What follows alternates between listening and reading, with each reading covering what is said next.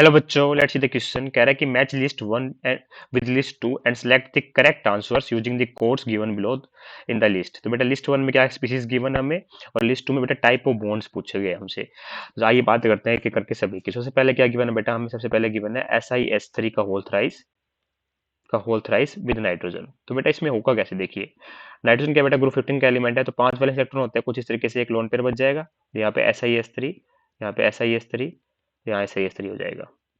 तो आप एक चीज नोटिस करोगे बेटा, यहाँ पे बॉन्ड बन गया बेटा। अब इसके पास क्या एक लोन पेयर है, और यहाँ पे क्या बेटा सिलिकॉन के पास एम्प्टी डी ऑर्बिटल होते हैं। क्या होते हैं? एम्प्टी डी ऑर्बिटल होते हैं, जिस वजह से कि बेटा यहाँ पे बैक बॉन्डिंग पॉसिबल होती है।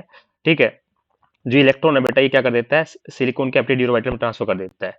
ठीक है, तो यहाँ पे किस टाइप की बॉन्डिंग शो होती है बेटा, इसके पास एम्प्टी ये इलेक्ट्रॉन रखे बेटा कौन से ऑर्बिटल में रखे, ये 2p ऑर्बिटल में रखे बेटा। ठीक है, तो सिलिकॉन के पास किस में जा रहे हैं बेटा, एम्प्टी डी ऑर्बिटल में जा रहे हैं। 3D में स्पेसिफिकली बात करूं तो मैं, तो यहाँ पे बेटा हमें पी पाई, और इसमें से बनता क्या बेटा, यहाँ पे पाई बॉन्ड का फॉर्मेशन होता हुआ दिखाई देता है। तो इस वजह से बेटा ये पी पाई डी पाई बॉन्डिंग शो हो रही होती है। ठीक है, पी पाई डी पाई बॉन्डिंग शो होती है बेटा। और ये क्या होता है बेटा, इसको बोलते हैं, इस कंसेप्ट को बोला क्या जाता है, बैक बॉन्डिंग कंसेप्ट। जब किसी एक एटम के पास इलेक्ट्रॉन्स रखे हो, दूसरे पास एम्प्टी ऑर्बिटल हो, तो एक एटम क्या करता है बेटा, इलेक्ट्रॉन ट्रांसफर कर देता है उसके एम्प्टी ऑर्बिटल में। ठीक है, तो यहाँ पे जिससे क्या बनता है बेटा, पाई बॉन्ड बन रहा है। बट जो ओवरलैपिंग होनी चाहिए बेटा, एनर्जी का अच्छी अच्छी खासी होनी चाहिए दोनों के बीच, दोनों एटम्स के बीच में ओवरलैपिंग अच्छी खासी होनी चाहिए। तो यहाँ पे बेटा 2p है और 3d है, तो उनके बीच स्ट्रॉन्ग ओवरलैपिंग होती है। तो यहाँ पे बेटा पी पाई डी पाई हमें बैक बॉन्डिंग दिखाई, पी पाई बॉन्डिंग दिखाई दे रही होती है। तो बेटा किस टाइप की बॉन्डिंग है, यहाँ पे पी पाई डी पाई बॉन्ड बनेगा। ठीक है, पाई का मतलब पाई बॉन्ड बनता है बेटा, और इसके पी ऑर्बिटल से इसके डी ऑर्बिटल में इलेक्ट्रॉन्स जा रहे हैं, इसको बोला जाता है P pi D pi type of bonding. तो ए का तो क्या आ जाएगा बेटा, 4 आ जाएगा। बात करें बेटा BF3 की, तो अगर आप बात करो बेटा BF3 की, तो देखिए ये कुछ इस तरीके का होगा। बोरोन बेटा ग्रुप 13 का एलिमेंट है। ठीक है, 3 वैलेंस इलेक्ट्रॉन होंगे, इस तरीके से सिंगल बॉन्ड बना लेगा बेटा, है ना। तो यहाँ भी आपको एक टाइप की बॉन्ड बैक बॉन्डिंग दिखाई दे रही होगी, क्योंकि मुझे पता है कि बोरोन के पास क्या बेटा, इसके पास भी एम्प्टी वैकेंट ऑर्बिटल है, एम्प्टी ऑर्बिटल है। ठीक है, और फ्लोरीन के पास भी बेटा भर भर के इलेक्ट्रॉन्स रखे हैं, है ना, इस तरीके से। और यहाँ पे आप एक चीज नोटिस करोगे बेटा, 3 3 लोन पे हर फ्लोरीन के पास बेटा, कि इसमें जो बैक बॉन्डिंग होगी कैसे होगी बेटा, इसके पास इलेक्ट्रॉन्स है और इसके पास एम्प्टी ऑर्बिटल है। तो यहाँ पे इलेक्ट्रॉन किस ऑर्बिटल में, इसके पास 2p ऑर्बिटल में, और इसका ऑर्बिटल भी बैकेट कौन सा, बैकेट कौन सा बेटा, इसका भी तो 2p ऑर्बिटल बैकेट है। तो मतलब यहाँ पे बेटा पी पाई बैक बॉन्डिंग हो रही होगी। ठीक है, पी पाई टाइप की बॉन्डिंग होगी। ठीक है, इसके पास भी ऑर्बिटल, और आप हाइब्रिडेशन नंबर निकालोगे तो क्या आएगा, नंबर ऑफ सिग्मा बॉन्ड, तो कितने होंगे बेटा, 3। तो हाइब्रिडेशन क्या आएगी बेटा, sp2 आएगी इसकी। और इस केस में हाइब्रिडेशन क्या आ रही थी बेटा, इसमें भी बेटा बैक बॉन्डिंग होने के बाद पाई बॉन्ड बन गया, तो sp2 आएगी। तो मतलब sp3 हाइब्रिडेशन नहीं होगी दोनों ही केस में। मतलब क्या होगा, बी का आंसर क्या आएगा बेटा, यहाँ पे पी पाई टाइप की बॉन्डिंग होगी ना, पी पाई टाइप का बॉन्ड बनेगा ड्यू टू बैक बॉन्डिंग। क्यों, इसके पास इलेक्ट्रॉन्स रखे हैं और इसके पास वैकेंट ऑर्बिटल है। ठीक है, तो बी का क्या आएगा बेटा, हमारा थर्ड आएगा, पी पाई बैक बॉन्डिंग होगी। अब बात करें बेटा SiO2 की, तो SiO2 बेटा ध्यान देने वाली बात है, इंपॉर्टेंट है चीज ये जो मैं आपको बताने जा रहा हूँ। कि आप सोचोगे सिलिकॉन बेटा ग्रुप 14 का एलिमेंट है, 4 वैलेंस इलेक्ट्रॉन होंगे, तो आप सोचोगे कि ऑक्सीजन बाइवैलेंट एटम है, डबल बॉन्ड बना लेगा। बट एक्चुअली बेटा जो SiO2 होता है ना, सिलिकॉन डाइऑक्साइड, इसको सिलिका भी बोला जाता है। ठीक है, ये कोवेलेंट 3D नेटवर्क बनाता है बेटा। ठीक है, और ये सॉलिड फॉर्म में एग्जिस्ट होता है, तभी इसका बेटा सॉलिड फॉर्म होता है। कि कोवेलेंट क्या बनाता है बेटा, कोवेलेंट 3D क्या बनाता है बेटा, कोवेलेंट 3D नेटवर्क बनाता है, जिसमें क्या होता है बेटा, हर सिलिकॉन एटम 4 ऑक्सीजन एटम से बॉन्डेड होता है। ठीक है, each silicon atom is covalently bonded in a tetrahedral manner to 4 oxygen atom. ठीक है, तो जो हर ऑक्सीजन एटम होता है बेटा, वो कोवेलेंटली बॉन्डेड होता है सिलिकॉन एटम के साथ, है ना। तो each coordinate is shared with another tetrahedral. ठीक है, तो इसमें क्या आता है बेटा, एक जाइंट कोवलेंट स्ट्रक्चर बनती है। तो इसमें जो हाइब्रिडेशन आएगी बेटा, वो इस तरीके की स्ट्रक्चर बनती है, ये सिलिकॉन हो गया। ठीक है, यहाँ पे इस तरीके से ये देखिए ऑक्सीजन, फिर सिलिकॉन, ठीक है, फिर ऑक्सीजन, नीचे ऑक्सीजन। ठीक है, यहाँ सिलिकॉन लगा दो बेटा, तो यहाँ ऑक्सीजन, यहाँ ऑक्सीजन, नीचे भी ऑक्सीजन आ जाएगा बेटा इसके। ठीक है, थोड़ा सा अच्छा से बनाते हैं। तो हमें क्या बतानी है बेटा, हाइब्रिडाइजेशन, है ना। हाइब्रिडेशन क्या, हम टाइप की बॉन्डिंग वगैरह भी देखेंगे। ठीक है, तो आप नोटिस करोगे, देखिए इसकी जाइंट कोवलेंट स्ट्रक्चर बनती है अगर हम हाइब्रिडेशन स्टार्ट करें तो। अभी इस तरीके से मान लीजिए यहाँ पे सिलिकॉन हो गया बेटा एक, ये ऑक्सीजन, फिर सिलिकॉन, ये ऑक्सीजन, यहाँ सिलिकॉन, यहाँ ऑक्सीजन, यहाँ ऑक्सीजन, यहाँ ऑक्सीजन। ठीक है, तो हर सिलिकॉन एटम बेटा 4 कोवलेंटली बॉन्डेड ऑक्सीजन एटम से क्या होता है बेटा, शेयर होता है। इस तरीके से इसकी जाइंट स्ट्रक्चर बनती है बेटा, ध्यान देने वाली बात है ये, इस तरीके से। चलता रहता है बेटा इस तरीके से।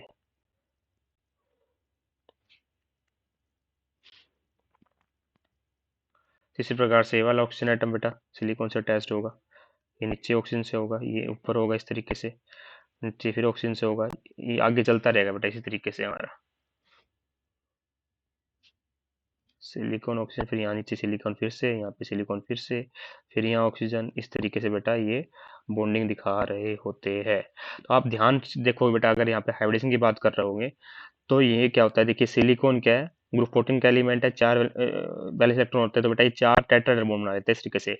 ठीक है, ये 4 कोवलेंट बॉन्ड बनाता है बेटा। ठीक है, 3D नेटवर्क, इस वजह से बेटा 3D इसकी जाइंट कोवलेंट स्ट्रक्चर होती है बेटा SiO2 की, और इसको सिलिका भी बोला जाता है।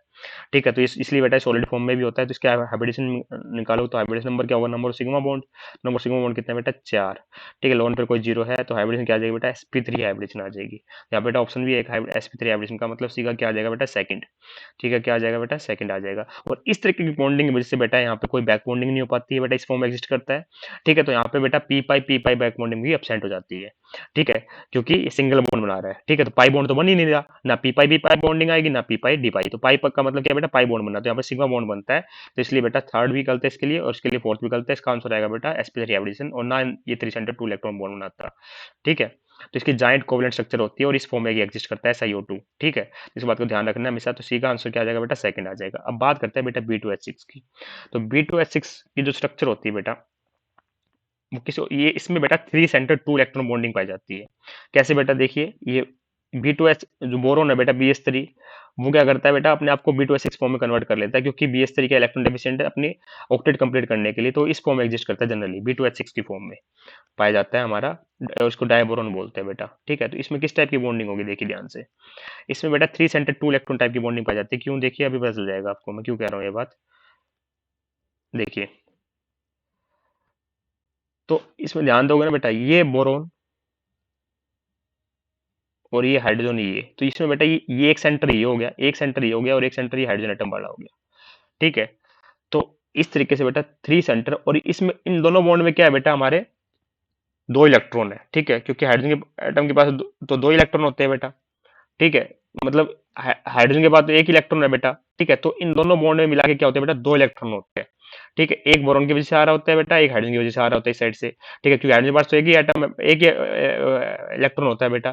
ठीक है, तो ये कौन किस टाइप की बॉन्डिंग हो जाती है बेटा, ये हो जाती है 3 सेंटर, यहाँ पे BHB 3 सेंटर और 2 इलेक्ट्रॉन, 3 सेंटर 2 इलेक्ट्रॉन टाइप की बॉन्डिंग हो जाती है बेटा। ठीक है, और इसको क्या बोला जाता है जनरली, बनाना बॉन्ड भी बोला जाता है। तो और आप बैक साइड यहाँ भी देखोगे ना बेटा, यहाँ पे तो प्रॉपर बॉन्ड है, तो यहाँ पे 2 सेंटर होंगे बोरॉन और हाइड्रोजन, तो यहाँ बेटा 2 सेंटर 2 इलेक्ट्रॉन बॉन्डिंग होती है। मतलब कहने का मतलब क्या हो बेटा, इन दोनों बॉन्ड में मिला के 2 इलेक्ट्रॉन होते हैं, और ये टोटल 3 सेंटर आपस में शेयर कर रहे होते हैं, 2 बोरॉन और एक हाइड्रोजन, इसलिए इसको बोल देते हैं 3 सेंटर 2 इलेक्ट्रॉन टाइप की बॉन्डिंग। इस बात का आपको हमेशा ध्यान रखना है। 3 सेंटर हो गए बेटा, एक 2 बोरॉन और एक हाइड्रोजन, और इलेक्ट्रॉन कितने टोटल, ये 2 इलेक्ट्रॉन बेटा आपस में इस तरीके से शेयर हो रहे होते हैं इन दोनों बॉन्ड के बीच में, क्योंकि हाइड्रोजन के पास तो केवल एक इलेक्ट्रॉन है ना, तो 2 इलेक्ट्रॉन तो है नहीं बेटा, तो ये बॉन्ड कैसे बना रहे हैं 2, तो इस तरीके से बेटा 2 इलेक्ट्रॉन होते हैं टोटल ओवरऑल मिला के। ठीक है, जो तीनों एटम शेयर कर रहे होते हैं, इसलिए इसको बोलते हैं 3 सेंटर 2 इलेक्ट्रॉन टाइप की बॉन्डिंग। ठीक है, इसको बोलते हैं क्या बेटा, डाइबोरॉन बोलते हैं। तो इसमें क्या होता है बेटा, अगर मैं ओवरऑल बताऊं B2H6 के अंदर, डेट इज डाइबोरॉन के अंदर 2 hydrogen atom are connected by banana bond, banana bond बोलते हैं इसको बेटा। ठीक है, तो इसमें क्या होता है, हाइड्रोजन एटम 2 बोरॉन एटम से कनेक्टेड होता है। ठीक है, तो 3 सेंटर होंगे बेटा, बोरॉन हाइड्रोजन बोरॉन, और टोटल इलेक्ट्रॉन कितने हो गए 2 हो गए। ठीक है, तो इस प्रकार की बॉन्डिंग पाई जाती है हमारी B2H6 के अंदर। तो आंसर क्या आएगा बेटा इसका, इसमें आएगा बेटा हमारे 3 सेंटर 2 इलेक्ट्रॉन बॉन्ड। तो B2H6 के अंदर क्या होता है बेटा 3 सेंटर 2 इलेक्ट्रॉन बॉन्ड होता है, तो डी का क्या आ जाएगा बेटा हमारा 1 आ जाएगा, डी का क्या आ जाएगा 1 आ जाएगा। तो ए का आया बेटा हमारा 4, बी का थर्ड, सी का सेकंड और डी का 1। अगर आप सोचोगे कि ए में और कुछ आ सकता था बेटा, तो मैंने आपको बता ही दिया कि किस टाइप की बॉन्डिंग होती है, बॉन्डिंग में दिखाई दी किस टाइप की होती है। हाइब्रिडेशन मैंने बताई दी बेटा, पाई बॉन्ड बन जाएगा, तो यहाँ पे हाइब्रिडेशन क्या हो जाएगी, बैक बॉन्डिंग प्रॉपर हो जाती है बेटा यहाँ पे अच्छी खासी। तो यहाँ पे हाइब्रिडेशन sp2 आती है ना कि sp3 आती है बेटा। ठीक है, क्योंकि ये पाई बॉन्ड बन जाता है प्रॉपर, इसलिए तो पाई बॉन्ड बनते हैं बेटा सिग्मा बॉन्ड 3 ही हो जाएंगे, लोन पे खत्म हो जाएगा इसलिए। ठीक है, 3 सेंटर 2 इलेक्ट्रॉन टाइप की बॉन्डिंग होती नहीं। बात करें बेटा BF3 की, तो हाइब्रिडेशन कंफर्म ही है बेटा, sp2 होती है। ठीक है, और इसमें तो बेटा प्रतीत होती है ना, होती हुई दिखाई देती है। ठीक है, जैसे हमारे एन ऐसा इस तरीके के अंदर तो बेटा प्रॉपर प्लेनर स्ट्रक्चर बन जाती है, तो BF3 में ऑलरेडी प्लेनर स्ट्रक्चर होती है। ठीक है, तो हाइब्रिडेशन क्या होती है बेटा, अगर आप BF3 की भी देखोगे ना, तो हाइब्रिडेशन मान लो इस तरीके का बनेगा बेटा, ये फ्लोरीन हो गया बेटा, पॉजिटिव चार्ज आ जाएगा, यहाँ नेगेटिव आ जाएगा, ठीक है। यहाँ एफ और यहाँ पे एफ, यहाँ भी हाइब्रिडेशन निकालोगे ना बेटा, तो यहाँ भी हाइब्रिडेशन क्या आएगी हमारी, sp2 ही आएगी, ठीक है।